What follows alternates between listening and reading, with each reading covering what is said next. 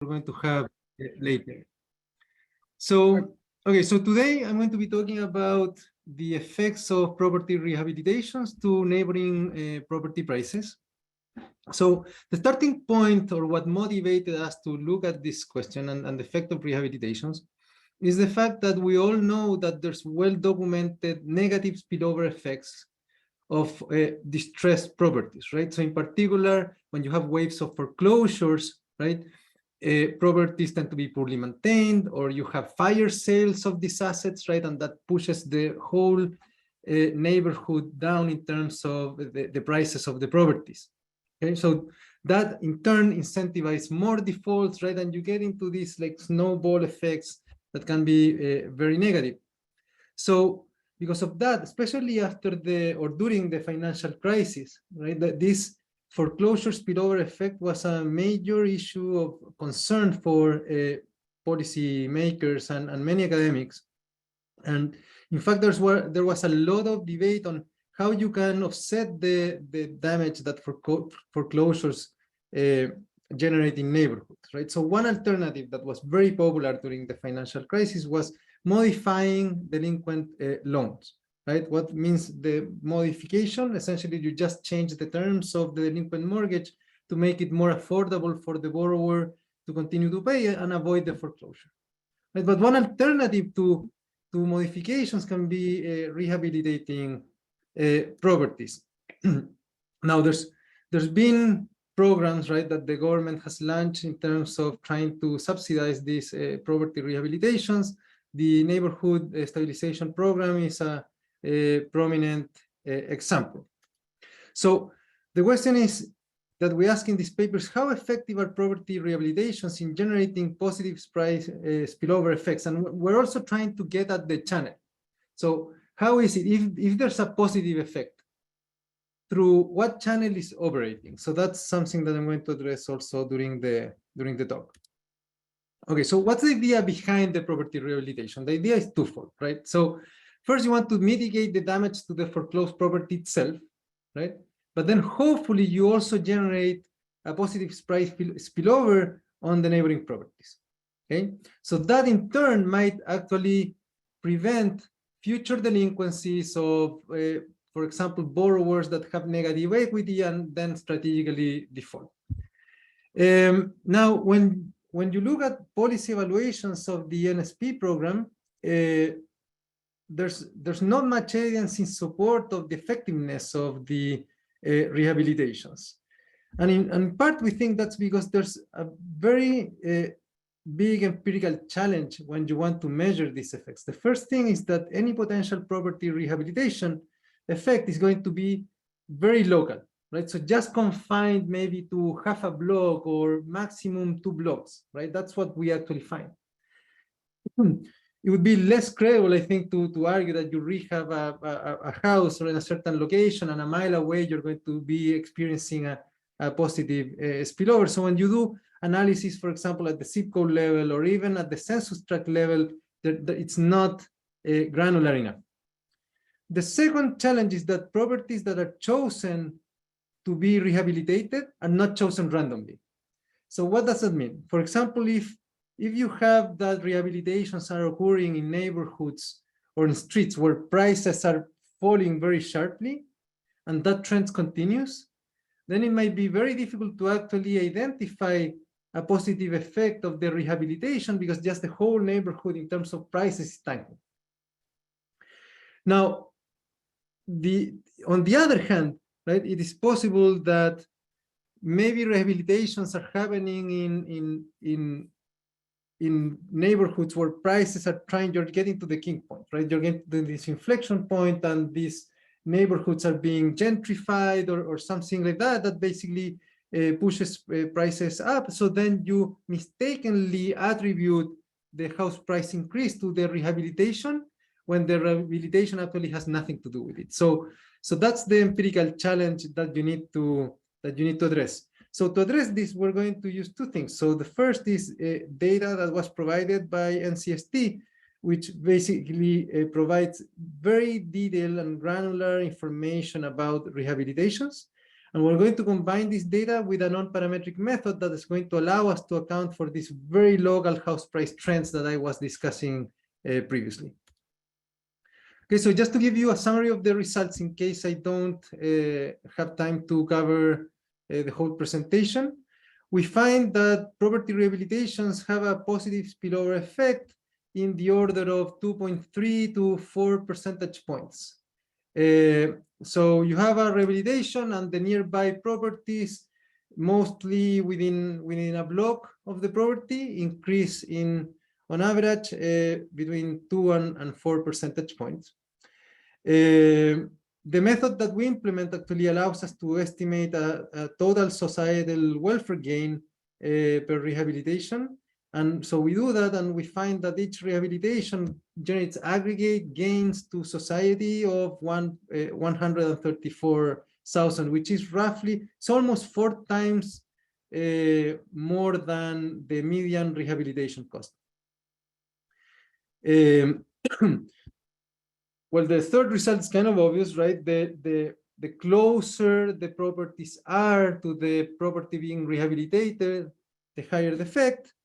And then when you look at the cross-section of properties or neighborhoods, we find that the more you invest and the more the rehabilitation takes, the strongest its effect to the neighboring properties. And one interesting result that we find is that even in those areas with a high amount of foreclosure rates, you still find positive effects of these rehabilitations, albeit a little bit like half the size or maybe a little bit less than those neighborhoods that are not heavily affected by foreclosures.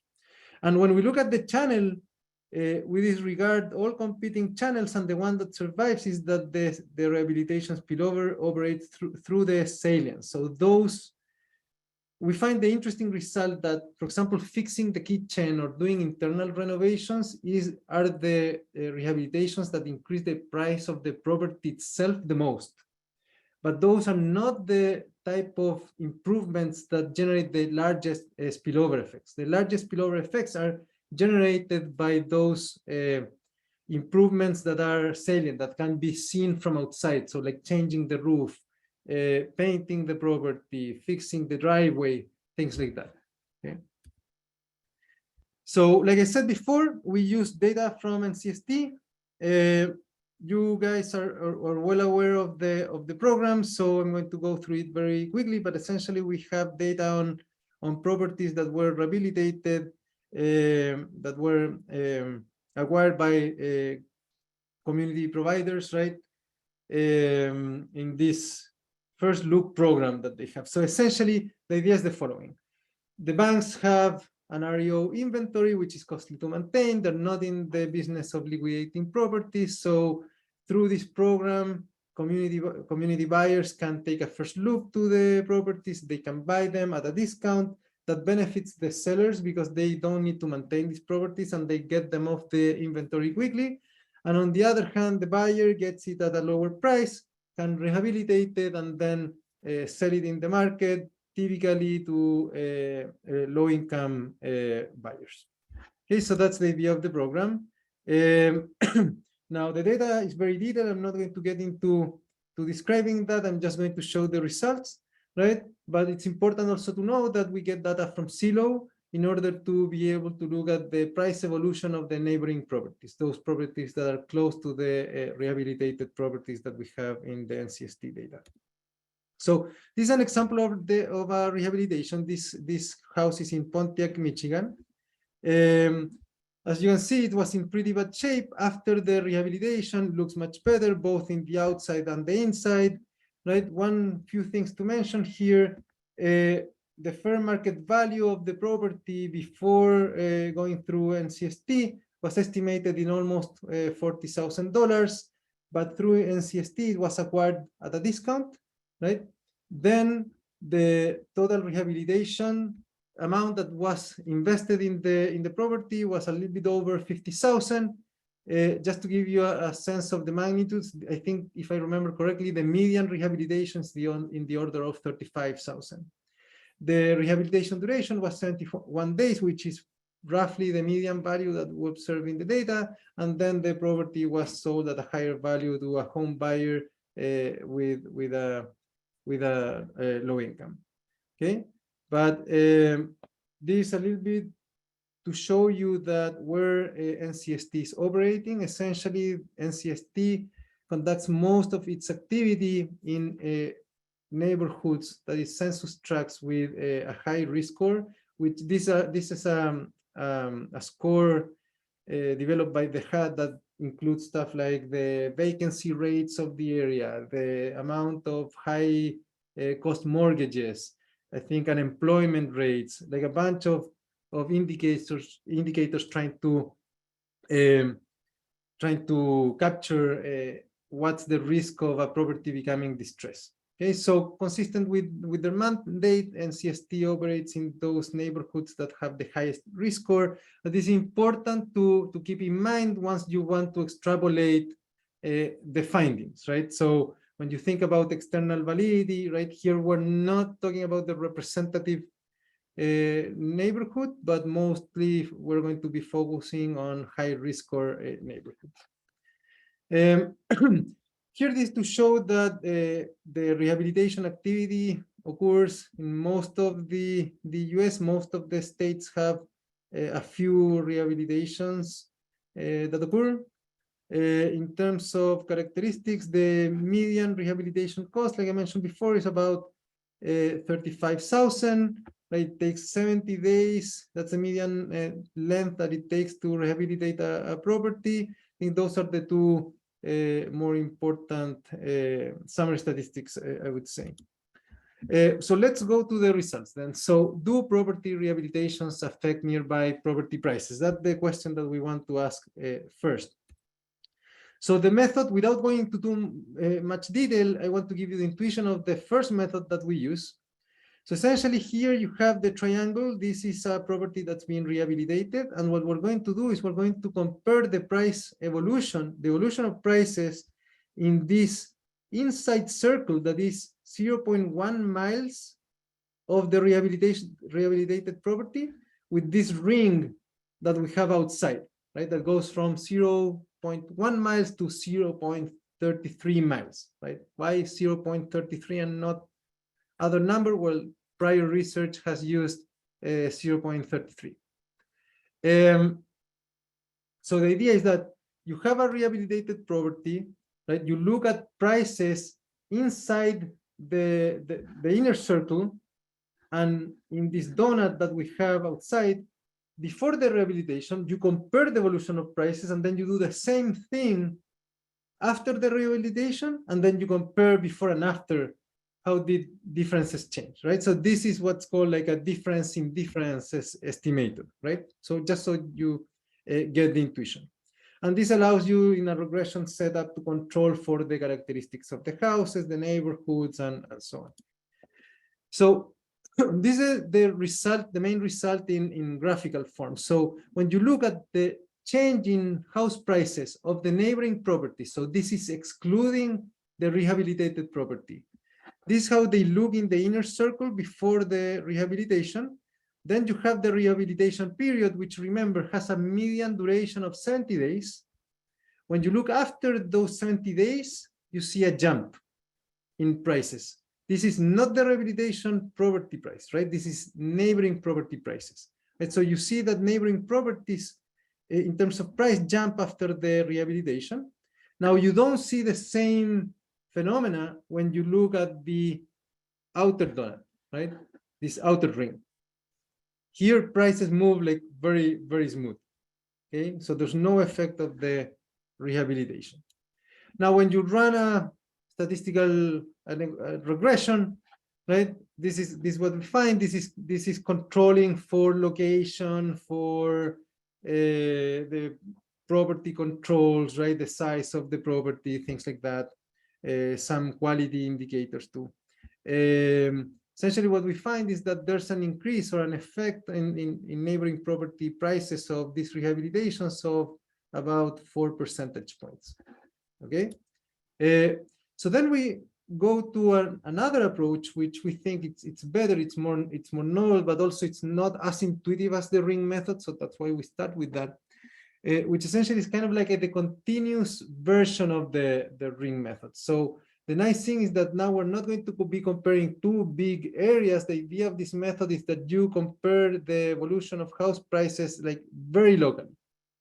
Okay, so here you don't have this arbitrary 0.33 miles, right? And other things that might cause concern. The idea of this method is that the result, right? This method is going to give you the result, which is going to be a surface of house prices that is going to be a function of the distance from the rehabilitated property and the time from the rehabilitation. Okay, so once I show you the results, it's going to become more clear. So this is probably too technical, so let's just jump into the results. So this is what the method gives you. It gives you the surface and what's going on here. So we have the rehabilitation, which happens here at time 0. Hopefully you guys can see the cursor. Right? So, and this here in this axis, here at the left, we have the distance from the property, right? So here, you're essentially very close to the property. Here, you're far away. So before the rehabilitation, nothing's going on in terms of differential house price trends, right? So there's no much action here. But after the rehabilitation, we see that very close to it, there's a jump after the rehabilitation of 2.3 percentage points in neighboring property house prices. Okay. Now, the effect starts decreasing as you move far away from the property that's being rehabilitated. Actually, the effect is the strongest a block away, roughly, like half a block away the rehabilitated property, and actually this result loses statistical significance 0.15 miles, I think if I remember correctly, from the rehabilitated property, which essentially is about 2 blocks. So you can think of these effects as being very local. Now, the interesting thing is that the effect in house price is pretty persistent, at least 1 year into the future, which is the horizon that we look at. Okay. So in terms of cross-sectional effects, we wanted to compare what characteristics of the rehabilitation and the neighborhoods made rehabilitations more effective. So we're going to look at the amount invested in the rehabilitation. We're going to look at the rehabilitation duration, which is somewhat correlated with the intensity, but not perfectly correlated. And then we're going to look at characteristics of the neighborhoods. In particular, we were very interested in knowing, okay, how do rehabilitations fare in those neighborhoods with a lot of foreclosures? Okay. So, excuse me. So, when you look at the intensity, essentially what we're doing here is we're dividing these rehabilitations into terciles based on the amount invested. And we're comparing the high tercile with the low tercile. So what we find is that the larger rehabilitations, and this is intuitive, right, it's what drives the result. So you need to invest enough, right? I don't remember the cutoff exactly, but remember that the median rehabilitation it's of $35,000. So if you really want to be effective, right, in terms of affecting the neighboring property prices, you need to invest enough. That's the main result here. Now, longer rehabilitations, which is going to be somewhat correlated with the intensity of the rehabilitation, also seem to be the most effective. When you look at foreclosures, neighborhoods that have fewer foreclosures, that's where you find the strongest effect of rehabilitations, which intuitively makes sense because you're not fighting other market forces, right? But the interesting thing from these plots is that even in the highest tercile of neighborhoods in terms of foreclosures, right, we still find a positive effect of the rehabilitation, right? So one rehabilitation can have an impact even in those neighborhoods that are experiencing several foreclosures. In terms of liquidity, which basically measure as the number of transactions in the neighborhood. The more liquidity, the more transactions that you have in the neighborhood, the better in terms of the effect of the rehabilitation.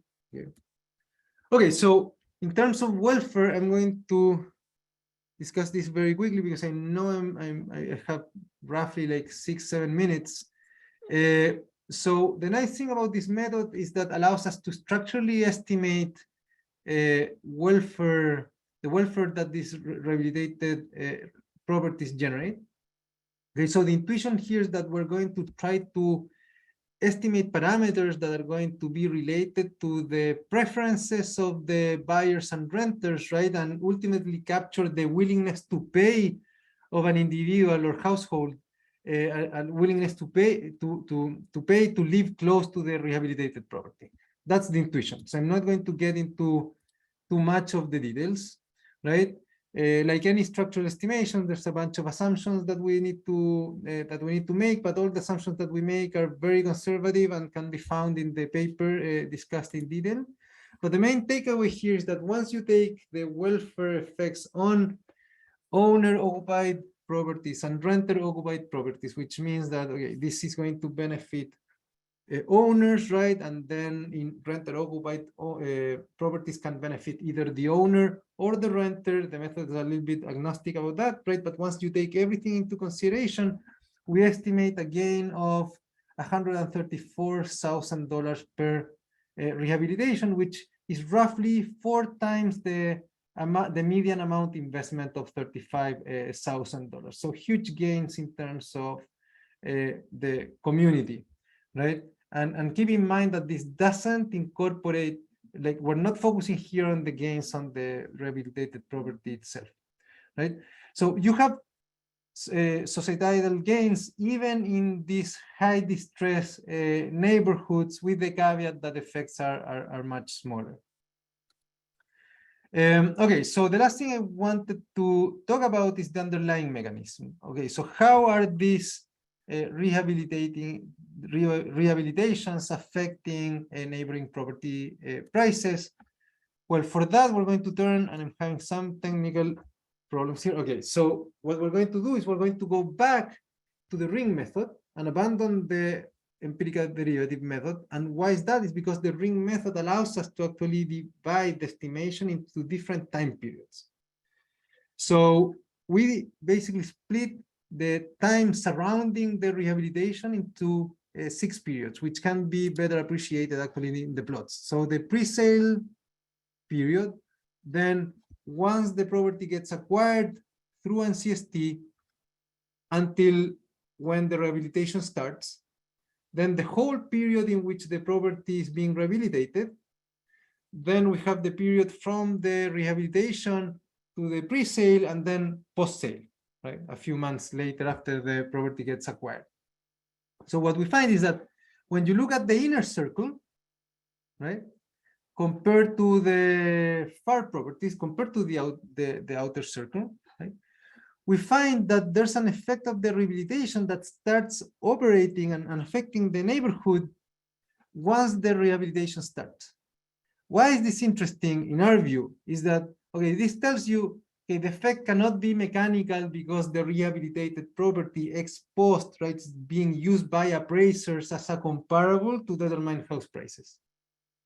Okay, so the sooner, and this is going to be consistent with the salience channel that I described earlier, right? So once you can see a property is going to start being rehabilitated or is being rehabilitated, right? That's when you start seeing an effect in the neighboring property prices. Then the effect continues, right? Even after the post-sale. But we find that this effect during the rehabilitation is particularly interesting. Now, if you look at the outer circle, right, properties further away than 0.33 miles, there's nothing going on in terms of house prices, right? Consistent with the regression results that I showed you earlier. Okay, so the nice thing about the data that NCST gave us was that it came with the work orders of the rehabilitation. So we can actually identify whether most of the rehabilitation was conducted inside the house or outside the house. Right? So we're going to use this information essentially to develop this measure of salience. Right? So what we do is that we call high salience those properties where most of the improvements were done outside. Okay?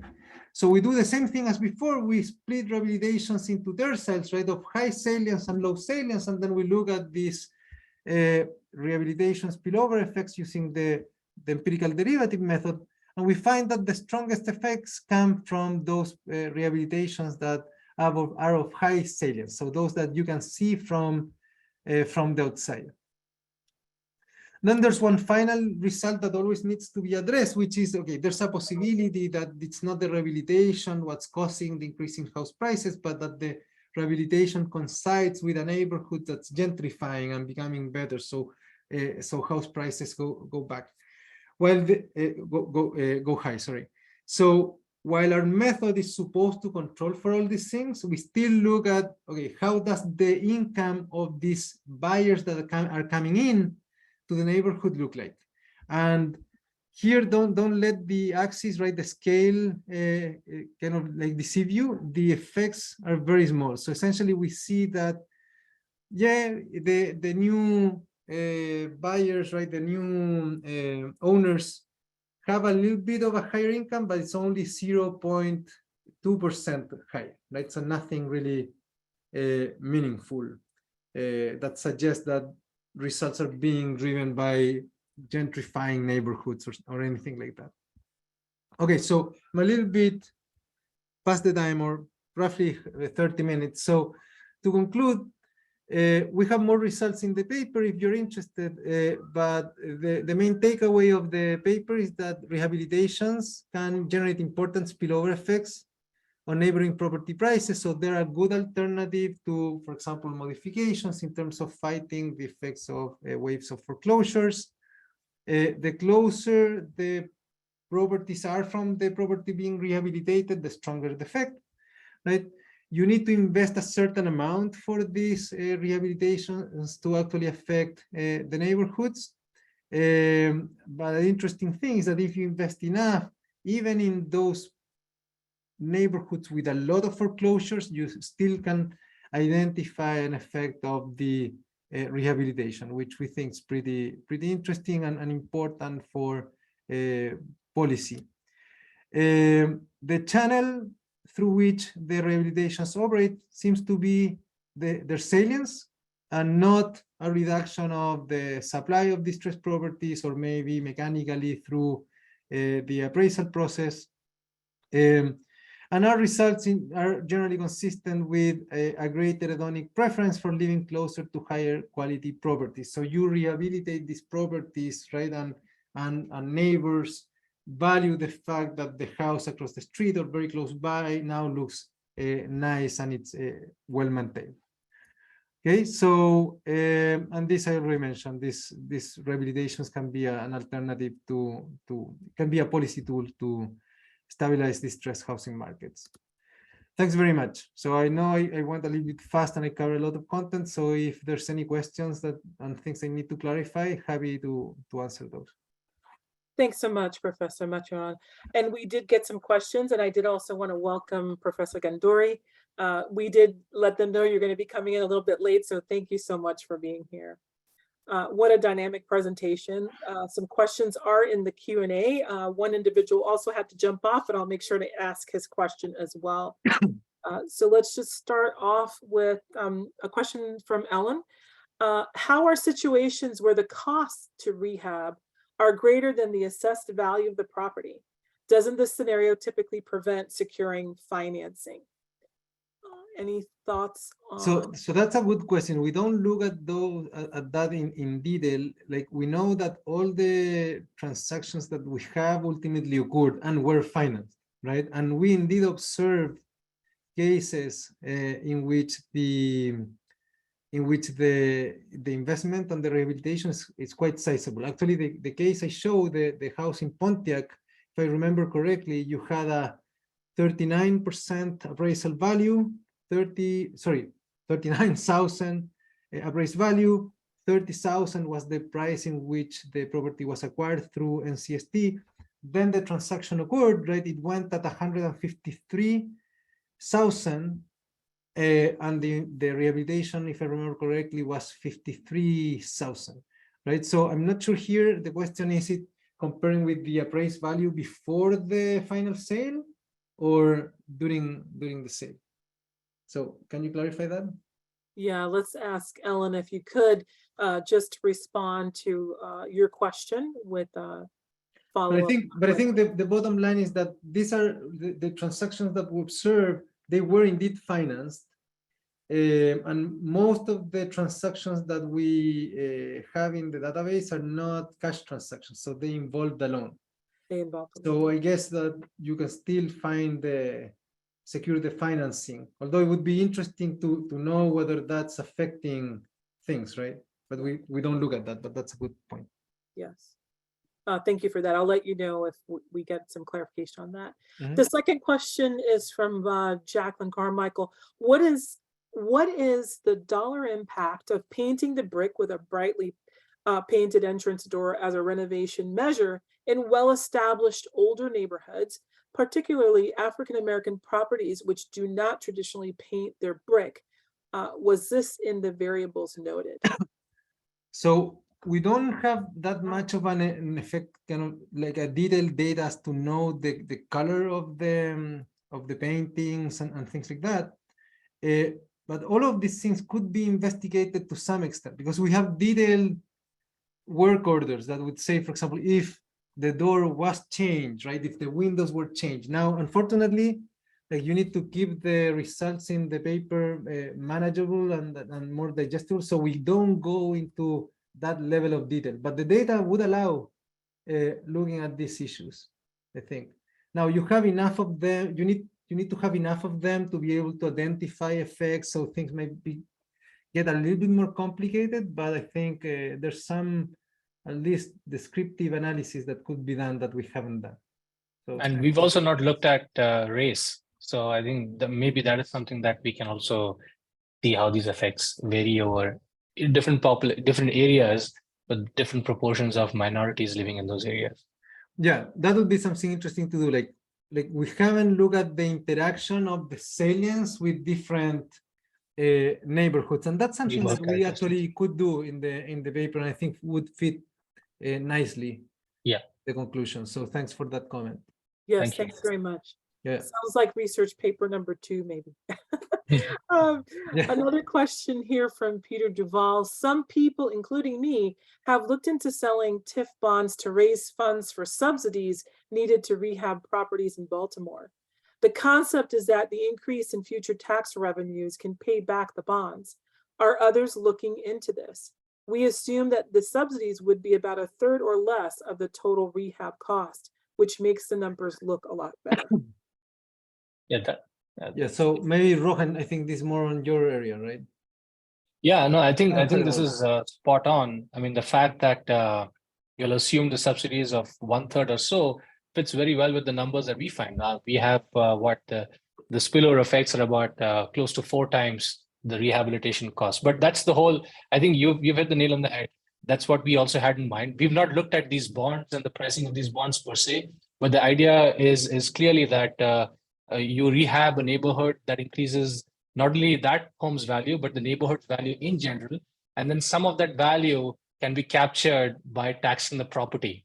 And so, you know, in some ways, anyone who's trying to finance rehabilitation in a neighborhood can borrow against those future cash flows. Or on the other hand, the government also can subsidize some of this activity and collect property taxes on them. But you're absolutely right. We've not looked at exactly these bonds, but the idea is to recover these costs and subsidies in these manner. Great, thank you so much. And someone was asking who asked that question. It was a Mr. Peter Duval with this located in Baltimore, Maryland. The next question comes from Carol Gilbert. What is the welfare benefit that accrues to a renter? I understand perhaps that the benefit for, I understand perhaps that the benefit to homeowner may be increased value and equity.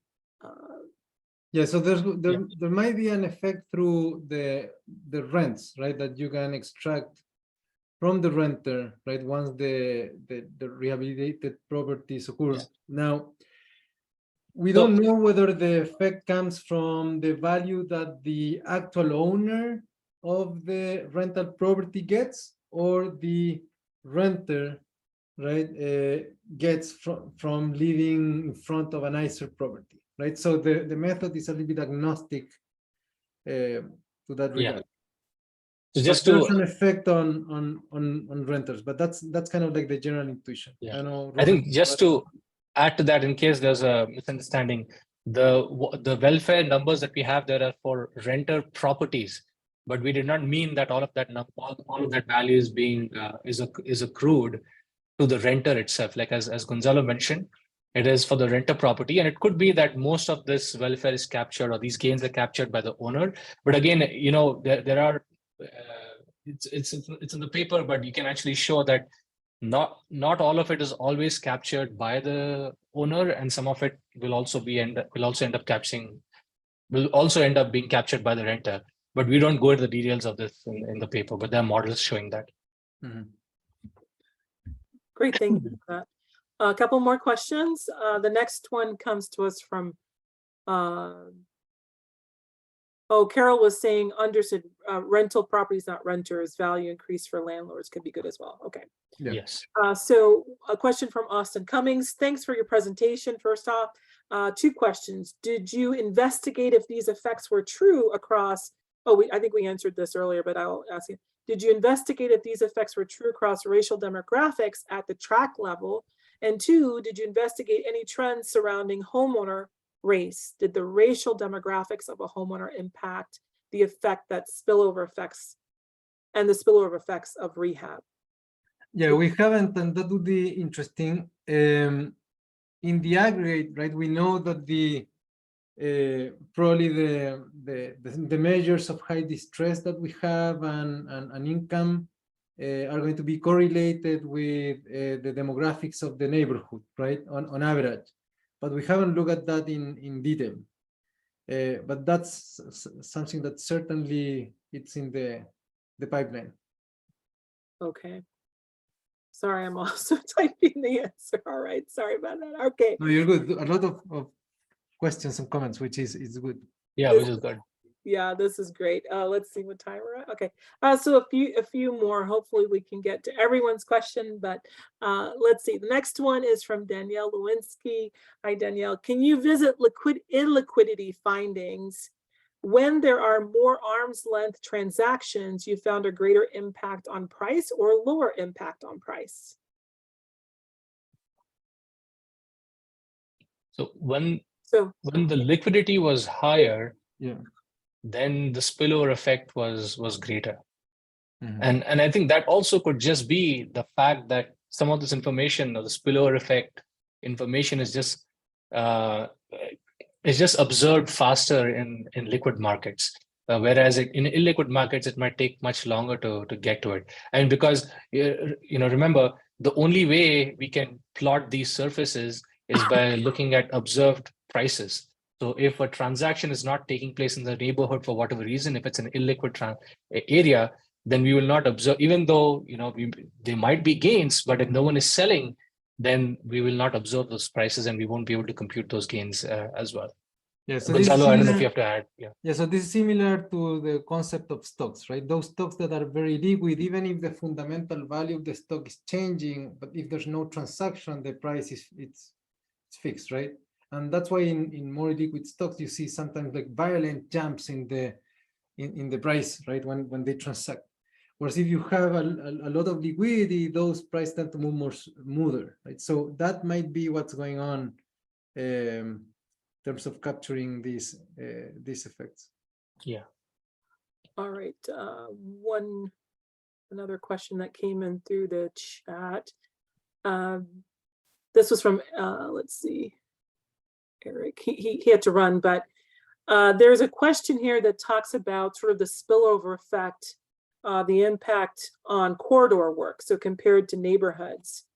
I don't know if he's not on, but I don't know. I had sort of the same question, whether the spillover effect, if you had aggregated areas or blocks of of rehab that was taking place at the same time, you know, what was the spillover effect, incremental or more compounded effect? Yeah, so we have very few cases in which within a time window of 1 year, you have two rehabilitated properties that happen at the same time. So we cannot really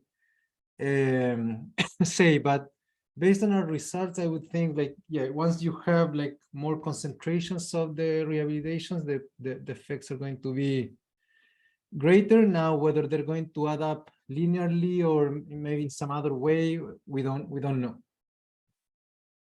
Thank you for that.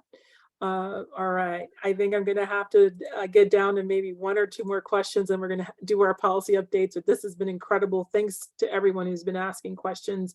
By the way, this is being recorded and will be shared on NCST's website. Let's take a few more there, one or two more. Here's one that talks about, are the banks in line? Okay, seasonal periods first. Let's see. Here's one. Many rehabs are occurring to create short-term rentals, such as Airbnbs. Does the impact pricing and neighborhood stability normally attributed to Does this impact pricing and neighborhood stability normally attributed to homeownership purchases? Yeah, there's a lot to investigate, but we don't look at this. Yeah, but for us to have information on which of the properties then becomes a rental actually. Yeah, I mean that's actually a very good question. I agree with these are good questions. These are things that if you get the data, it would be very interesting to be able to answer this. Yeah, I mean, I think, I don't know, I don't want to speculate, and Gonzalo probably will not like this, but to the extent that, you know, the effect is driven through the salience effect, or the fact that people like to live next to, you know, good homes, good looking homes. I mean, to the extent that homeowners have greater incentives to maintain their homes versus renters, we would expect maybe that this might be a little stronger for homeowners. You know, you rehab and you sell it to homeowners rather than you rent it out. But again, at the same time, you know, the renters association or anyone else who, you know, the owner of the property is able to maintain the property and do the upkeep, then we would expect to see maybe similar effects. Fantastic. Thank you so much. So I know there are a few more questions here. I will let everyone know that I'll get in contact with both Professor Maturana and Professor Gandori on just a few more questions, and we'll get that answered for folks. But thank you so much, professors. This has been a dynamic presentation with lots of good information. Like I said, we do have this recorded and we'll be sharing it via our website. So in light of the time, I do want to definitely bring back and introduce David Hunter, our Director of Policy, to provide us with some policy updates and take it over. You can take it over, David. So Raquel, just one thing. So sorry. Thanks for the invitation, but I need to hop off from the call now. So family Thank you so much. issues. All right.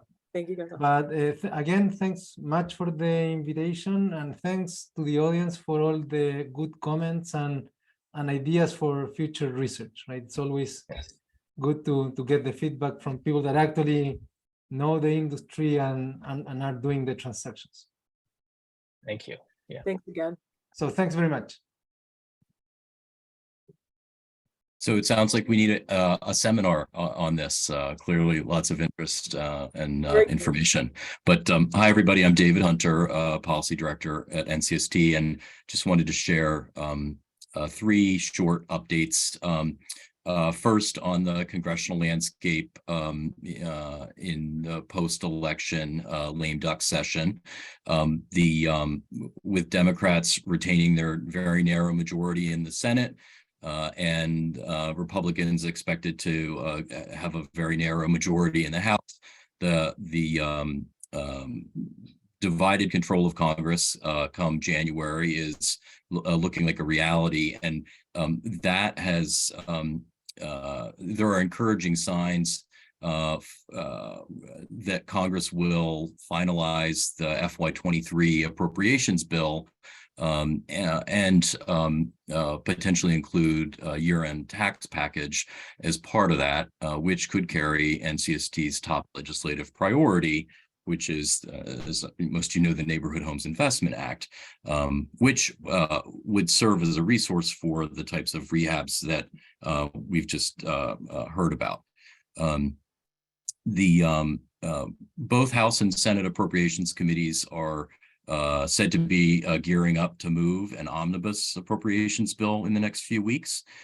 We also understand that the Senate Appropriations Committee Chair, Senator Leahy, who's retiring this year, has indicated his intent to include a tax package as part of the omnibus that comes from the Senate. So lots of moving parts and players, and no outcomes are certain, but definitely stay tuned on this. Another update or to share, NCST has signed on to a coalition effort in support of another legislative tax proposal that is being developed by Senator Sherrod Brown's office in collaboration with the National Association of Local Housing Finance Agencies, that's aimed at reducing institutional investor purchases of single-family homes and to also incentivize institutional investors to sell existing homes in their portfolios to owner occupants. There's a lot of detail. This is a tax proposal. I'll just say that there's it proposes a narrow change to the federal tax code related to the mortgage interest deduction that you can take on a property. That deduction is capped for individual homeowners at $750,000 per house. There's no equivalent cap for corporate investors. So this proposal would create a cap.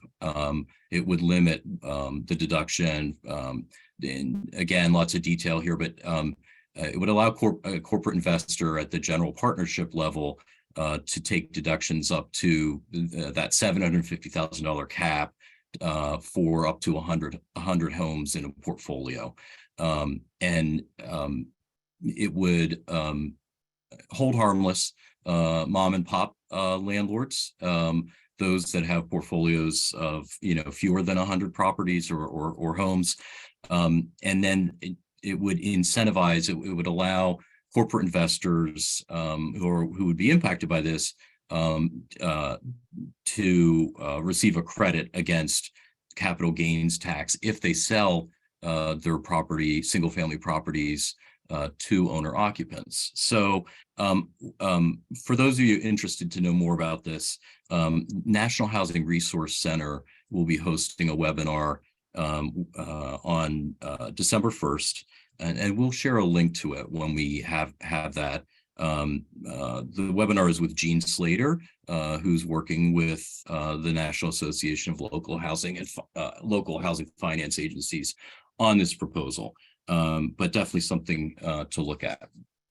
And then finally, I wanted to mention that NCST did submit comments to the Federal Housing Finance Agency recently as part of FHFA's comprehensive review of the federal home loan bank system. The FHFA is considering all aspects of, it really is a comprehensive review, and they're considering all aspects of the banks and their mission and purpose, membership, and importantly, their role in promoting affordable and sustainable and equitable housing, as well as other types of community investments. So I'm going to put a link right now in the chat so you can see that letter. I just put them in, Dave. Oh, great. Thanks, Raquel. And I wanted to mention that FHFA is continuing its review with a series of regional roundtables. And there's another link.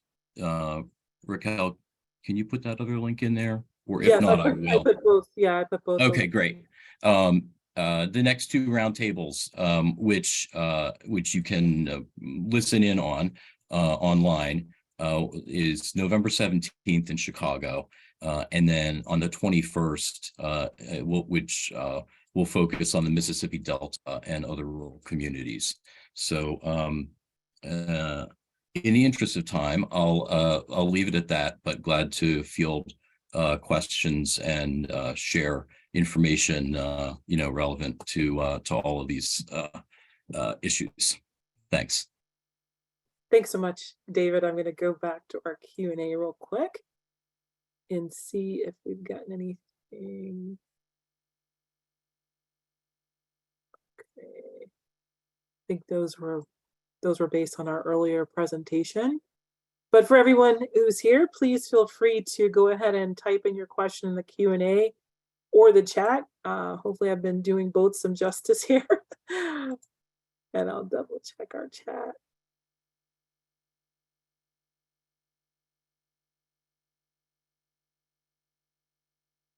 I think you answered the one question about Neighborhood Homes Investment Act. So that was asked by Carol.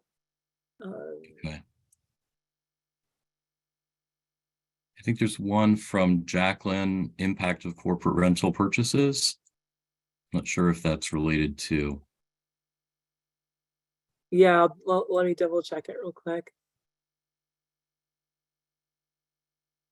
Yes, we asked that question. Yeah, we asked that question, Jacqueline. Oh, MPSP, impact of corporate rental purchases.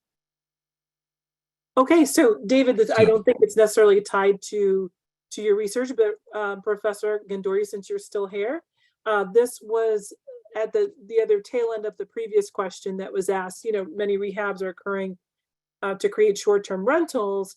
A follow-up question to that was, what's the impact of corporate rental purchases? And so I'll read the first question again and then the follow-up question. Many rehabs are occurring to create short-term rentals, Airbnbs. Does this impact pricing and neighborhood stability normally attributed to homeownership purchases?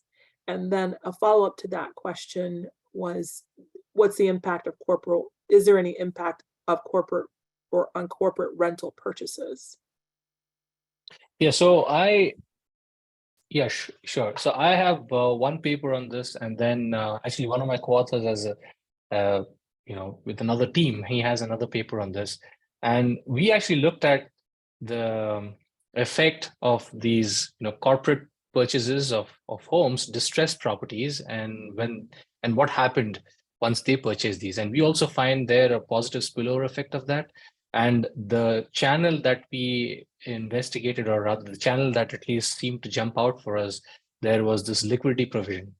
So the idea there was, if you had property areas which had distressed properties, which were being fire sold at great discounts, and then you had these corporations with deep pockets that came in to purchase these properties, they ended up putting a floor on the price. And we saw that ended up having a positive spillover effect on the neighborhood.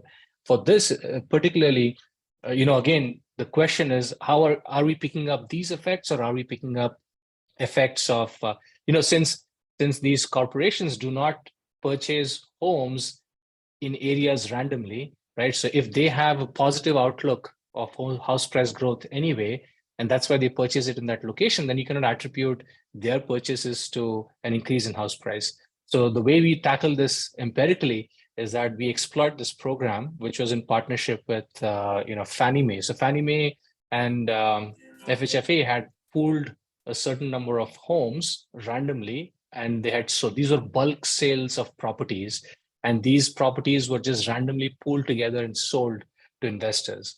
And because these pools were created relatively randomly, the purchases of these properties, the corporations did not have the ability to cherry pick each property's location. And so we were able to take a look at what happened when these properties were purchased by comparing the immediate neighborhoods with the ones away from from the purchased property. And we were also able to take a look at some failed auctions and see what happened to the house prices in the neighborhoods of those properties that failed to sell.